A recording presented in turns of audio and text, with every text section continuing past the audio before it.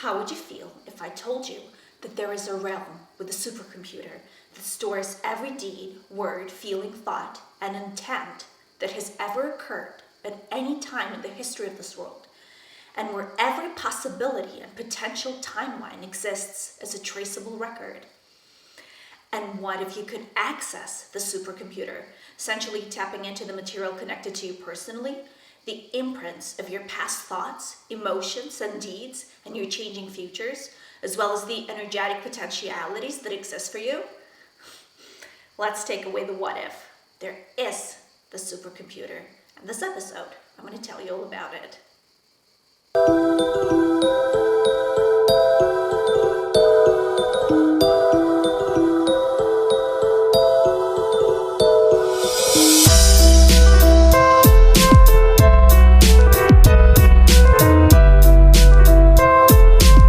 The Akashic Records is a field of consciousness. Think of it as an immense reservoir that contains virtually everything.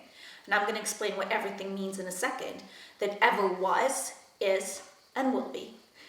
Any type of energetic endeavor, whether action, thought, desire, or deed, creates some kind of vibration. Now, this vibration produces a mark upon the thread of space and time. These thoughts, feelings, words, events, and memories are held in this immense library, tracing back and forward into eternity, as the concept of time does not exist in the Akashic Records. This humongous database is like a photographic film that not only keeps track of the information from an objective perspective, but also holds the perspectives and emotions of every individual soul that has ever come into existence. You might be wondering where this field is located. It is located in the Akasha, which is a dimension identified by some as the fifth dimension or the astral plane. But for me, the most relevant explanation is that it is simply a dimension of consciousness. For example, different dimensions of consciousness that we know is the dream state. That's one dimension of consciousness. And this has different levels of sleep activity. For example, the REM, for instance, which on an EEG, REM sleep, often called active sleep, is identifiable by its characteristic low amplitude, small, high frequency, fast waves, and alpha rhythm, as well as the eye movements for which it is named.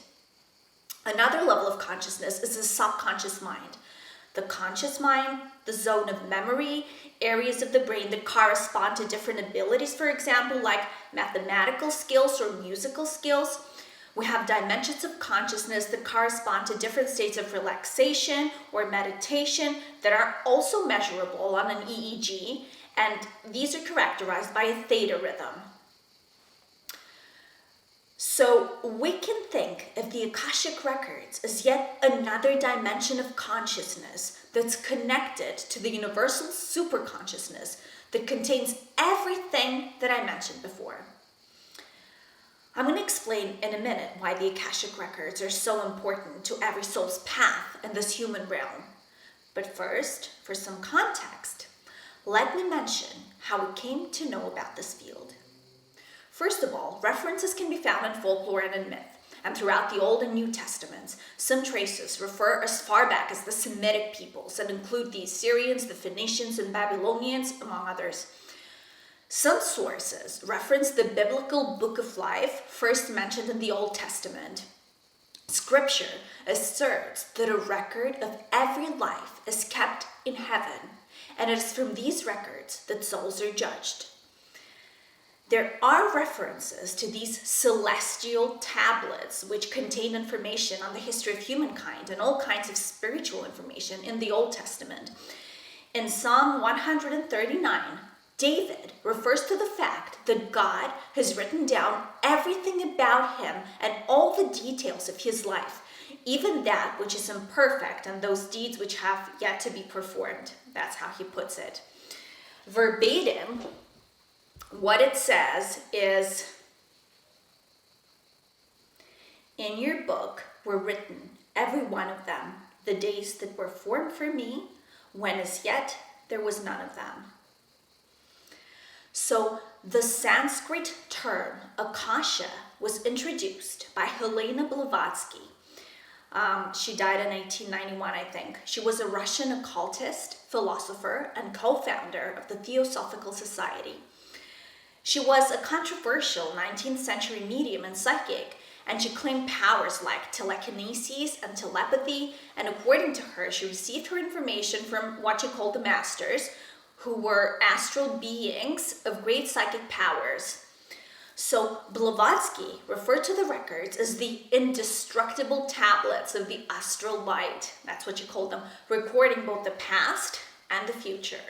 It's even mentioned in relation to Buddhism. There's a book by Alfred Percy Sinnett called Esoteric Buddhism, where he basically maintains that in early Buddhism, there is mention of a permanency of records in the Akasha, as well as the capacity of man to read them when he reaches enlightenment. The concept was also mentioned by the Hindu seers thousands of years ago. So what the rishi said was that the cosmos has a hidden dimension that holds all the elements within itself, but it is also outside of them because it is beyond space and time. In his famous work, Raja Yoga, Swami Vivekananda wrote that the Akasha is the omnipresent, all-penetrating existence. He said that everything that has form, everything that is the result of combination, is evolved out of this Akasha.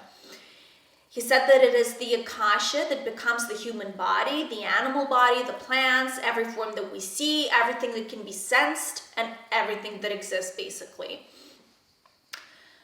So why would someone want to access the Akashic Records? This wonderful field that potentially contains everything that can be known.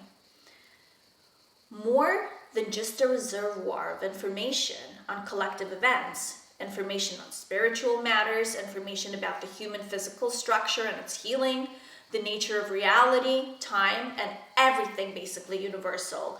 The Akashic Records are also interactive in nature, in that the information they hold have an influence on our everyday lives, our relationships, our feelings towards people, our beliefs and how we interact with various other belief systems, our karmic contracts, if you will, and interestingly, all the potential realities that we draw towards us. So it has been said that we are, unknowingly mostly, constantly tapping into our own Akashic Records, because basically we're constantly receiving information connected to ourselves personally, through maybe intuitive impressions, gut feelings, hunches, or even our dreams. In fact, Edgar Cayce, who is the ultimate Akashic Records reader, I'm going to talk about him in a minute, said that nothing of significance ever happens to anyone without it first being foreshadowed in a dream. So think of it as tuning into a super consciousness, where our oversoul also resides, that can calculate probabilities for us and help us choose the right path to take, or maybe give us information we might be seeking based on the outcomes these different paths will produce. According to the evidence that experts in the field have and give, accessing the Akashic Records, which they often call the hall, or the library, is not difficult at all. It is not a privilege allowed only to a handful of people, although it used to be reserved to mystics, saints, and people with psychic abilities. But because the incredible transformation that's taking place on Earth right now, where we're collectively raising our vibration and our collective and our individual vibration, and our levels of consciousness are being transformed, and there are massive awakenings that are taking place all the time. This field is becoming accessible to everyone who's interested in accessing it. The beauty of it is that anybody can do it. And there are infinite ways to access. Some people will tell you that you need to learn and to practice astral projection, etc. Well, if you're already astral projecting, then sure, yes, that's one of the ways. But really, if you do some research, you can just pick the method that feels comfortable and efficient for you. Before I jump into some of the ways you yourself can access your own records, I'd like to clarify that being in the records will feel different to every person doing it. You will find Akashic Records readers, and when those people read other people's records, after they come out, they don't remember what they said. This was the case with Edgar Cayce. So Edgar Cayce, he lived from 1877 to 1945. He became extremely popular in the 30s, and they actually called him the sleeping prophet. And I think they also called him the father of holistic medicine because he came back from the records with all this detailed information on holistic health and how different natural remedies affect the human body. He could actually diagnose people, the people that he was reading for, and provide the exact type of healing that they needed in order to heal from whatever disorder they had. He was the most documented psychic of the 20th century. For more than 40 years of his adult life, Cayce gave psychic readings to thousands of people.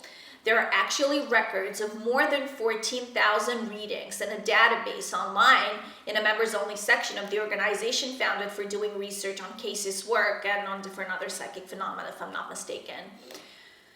So what Cayce did is he delivered his readings while in a trance. And he delivered incredibly accurate information. Like, as I said before, he was diagnosing illnesses, giving medical advice, even to medical professionals. They came to learn from him. And he was also revealing past lives in detail and also prophecies of things yet to come. He actually predicted the stock market crash of 1929. He described in detail the Essenes, right? Years before the discovery of the Dead Sea Scrolls. The first of the Dead Sea Scrolls were discovered in 1947, which was 2 years after Edgar Cayce had died. Cayce mentioned the Essenes, if I'm not mistaken, 171 times in 171 different readings. So what's fascinating to me, Cayce described the way he ascended or reached the records, how he passed through various stages. I'm going to read to you his description because it's really interesting to hear this in his own words. If you hold on just one tiny second.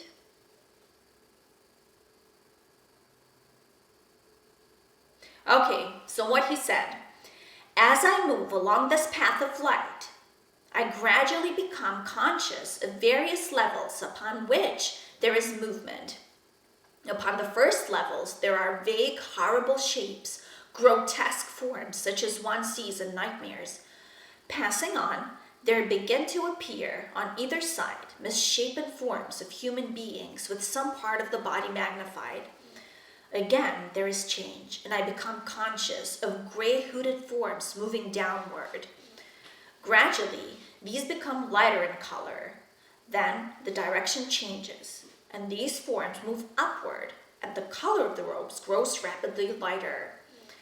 Next, there begin to appear on either side vague outlines of houses, walls, trees, etc., but everything is motionless. As I pass on, there is more light and movement in what appear to be normal cities and towns. With the growth of movement, I become conscious of sounds, at first indistinct rumblings, then music, laughter, and singing of birds. There is more and more light, the colors become very beautiful, and there is the sound of wonderful music. The houses are left behind. Ahead, there is only a blending of sound and color. Quite suddenly, I come upon a hall of records. It is a hall without walls, without ceiling, but I am conscious of seeing an old man who hands me a large book, a record of the individual for whom I seek information. So on New Year's Day, 1945, Cayce announced that he would be buried on the 5th of January. He was right.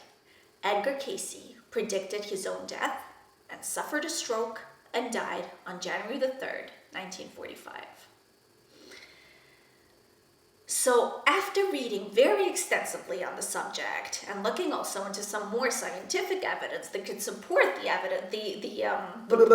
existence of this field, and also listening to various people who profess to be Akashic readers and all that stuff, the conclusion I've come to is the following. Some of that is definitely real. Edgar Cayce, for example, the evidence of the readings he delivered is overwhelmingly supported by fact and has been corroborated time and time again. But make no mistake, there are a lot of frauds out there who pretend that they can do it but will deliver vague information at best and things that will make you go, oh yeah, I already knew that, or it will not be precise enough in a way that will feel real or certain to a person. Fortunately, there are currently ways of testing it and ways to tell. Unfortunately, we cannot put everyone who claims to read the Akashic Records on an EEG and monitor their brainwave patterns, and the frauds are basically ruining this wonderful potential accessibility to this field for everyone. So I would definitely advise caution. And although it is largely a subjective experience, this accessing of the Akashic Records, this field of a cosmic superconsciousness, if you will, there's also a body of scientific work that claims evidence of its existence. There's a doctor, Dr. Dean Radin, for example. He's a researcher in California. And many others, they have done experiments which validate certain parapsychology phenomena. There are many studies supporting evidence of a superconsciousness. For example, at the Institute of Noetic Sciences, which was founded by Edgar Mitchell. So Edgar Mitchell was a NASA astronaut. He was a naval officer. He was also a test pilot. He was an engineer and an MIT graduate. So Mitchell was the lunar module pilot for the Apollo 14 moon mission, the 6th person to walk on the moon. So what happened is that on his way back, he had a transcendental experience. He later described it as samadhi, the Buddhist samadhi, as documented by ancient Indian text. And what this means is basically that you see things with your senses the way they are. You experience them viscerally and internally as a unity and a oneness accompanied by ecstasy.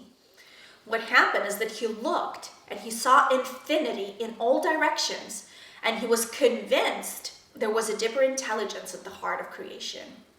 So he went ahead and founded this institute to specifically study these potentials.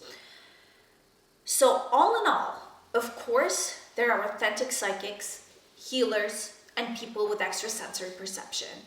But there are definitely frauds and liars. I'm not a skeptic. I don't like calling myself a skeptic. I'm just prone to objectively examine the information I have before me.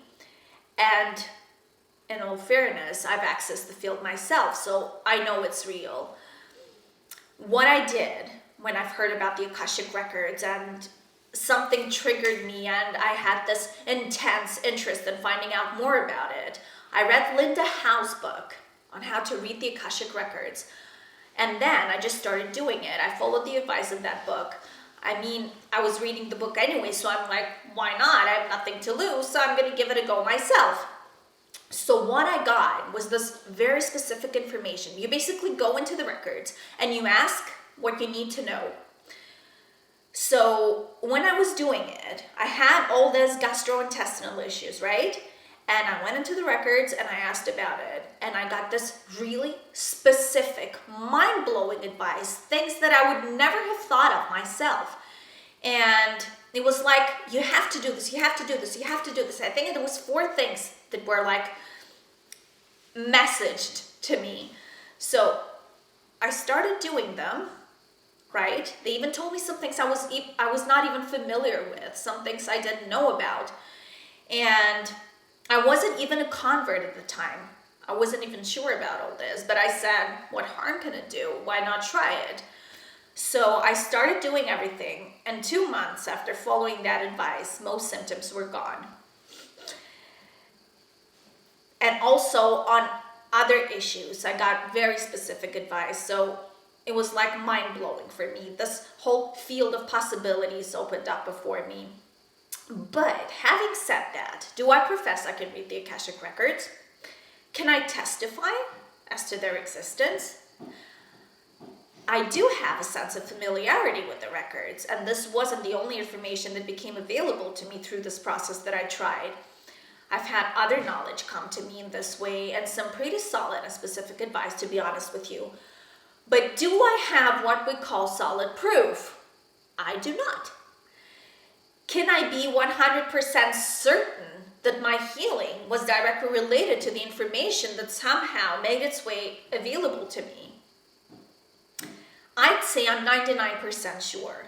1% of it, of course, being that it might have been the placebo effect and I was in fact healing myself, which, if you think about it, again, attests to the fact that there are forces out there that cannot be rigidly proven by normal evidence based on documentation and conventional research.